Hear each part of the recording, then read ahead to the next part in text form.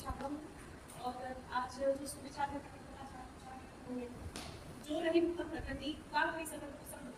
चंदन विष व्यापक नहीं लिखते रहते चंदन अर्थात जो व्यक्ति उत्तम स्वभाव का उत्तम चरित्र का और अच्छे संस्कारों का नहीं होता है उस पर कुसंग का कोई प्रभाव नहीं होता। जिस प्रकार चंदन के वृक्ष पर सदैव सर्प लिखे है परंतु चंदन कभी भी अपनी सुगंध नहीं छोड़ता, ठीक उसी प्रकार हमें भी हमारे जीवन में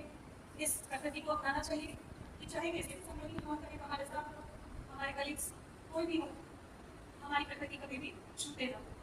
एक छोटा सा श्लोक और है जो कहता है संग देव रंग, ये श्लोक की कहावत में आपकी गलती मुझे नहीं पता, गूगल पर सर्च किया मुझे नहीं पता था ये क्या है। तो ये कहता है कि जैसे संगति होती है वैसे ही इंसान का रंग या उसका स्वभाव हो जाता है। तो संगति को हमें बहुत सोच समझ कर किसी से भी करना चाहिए, कोई भी दोस्त रिश्तेदार रिलेशनशिप मित्रता कुछ भी हो बड़ी सोच समझ कर हमें करनी चाहिए। गीता में भगवद गीता में अध्याय 2 में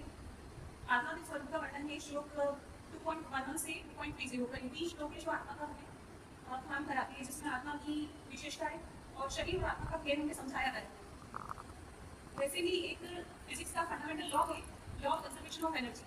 जो ये कहता है कि energy can never be created nor it can be destroyed, it can only be converted from one form to the another. जिस प्रकार आत्मा का कभी भी मृत्यु नहीं होगा, वो ये शरीर छोड़ के जीवन छोड़ के दूसरा शरीर अपना लेती है, ठीक उसी प्रकार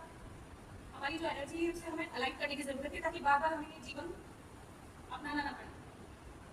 तो आज का जो अलाइनमेंट है